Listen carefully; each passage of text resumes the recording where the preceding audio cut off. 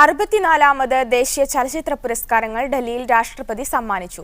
മികച്ച നടിയായ സുരഭിയും പ്രത്യേക ജൂറി പരാമർശം നേടിയ മോഹൻലാലും തുടങ്ങി 7 പുരസ്കാരങ്ങൾ മലയാള ചലച്ചിത്ര പ്രവർത്തകർ ഏറ്റുവാങ്ങി. അസഹിഷ്ണുതയ്ക്ക് ഇന്ത്യൻ സിനിമയിൽ സ്ഥാനമില്ലെന്ന് പുരസ്കാരം വിതരണം ചെയ്ത് രാഷ്ട്രപതി പറഞ്ഞു.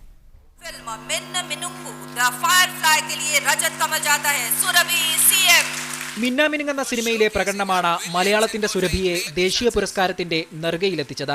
രസ്തം എന്ന സിനിമയിലൂടെ മികച്ച നടനുള്ള പുരസ്കാരത്തിനർഹനായ അക്ഷയ് കുമാറും പുലിമുരുകൻ, ജനതാ ഗ്യാരേജ്, മുന്തിരിവള്ളികൾ എന്നീ സിനിമകളിലൂടെ പ്രത്യേക ജൂറി പരാമർശം നേടിയ മോഹൻലാലും സദസ്സിന്റെ നിറഞ്ഞ കയ്യടിക്കിടെ പുരസ്കാരം ഏറ്റുവാങ്ങി. 5ാമത്തെ നാഷണൽ അവാർഡാണ്. തീർച്ചയായിട്ടും ഇതിനെ ഇത്രയും നാള് നമ്മളെ കൊണ്ടു നടന്ന എല്ലാവർക്കും, സിനിമയിലുള്ളവർക്കും അല്ലാത്തവർക്കും ഹൃദയത്തിന്റെ ഭാഷ നന്ദി. മഹേഷിന്റെ പ്രതികാരത്തിലൂടെ മികച്ച തിരക്കഥയ്ക്കുള്ള അവാർഡ് ശ്യാം പുഷ്കരനും മികച്ച മലയാള സിനിമയ്ക്കുള്ള പുരസ്കാരം ദിലീഷ് പോത്തനും സ്വീകരിച്ചു. മികച്ച ബാലതാരത്തിനുള്ള പുരസ്കാരം ഏറ്റുവാങ്ങി ആദിഷ് പ്രവീണും മലയാളത്തിന്റെ യശസ്സുയർത്തി. സംവിധായകനും നിർമ്മാതാവുമായ കെ വിശ്വനാഥ് ദാദാസാഹിബ് ഫാൽക്കെ പുരസ്കാരം ഏറ്റുവാങ്ങി. നാനാത്വത്തിൽ ഏകത്വമെന്ന സന്ദേശമാണ് ഇന്ത്യൻ സിനിമ ഉയർത്തിപ്പിടിക്കുന്നതെന്ന് ചടങ്ങിൽ രാഷ്ട്രപതി പറഞ്ഞു.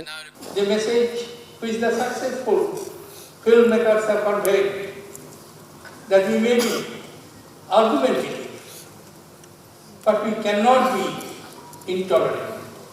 Media One, Delhi.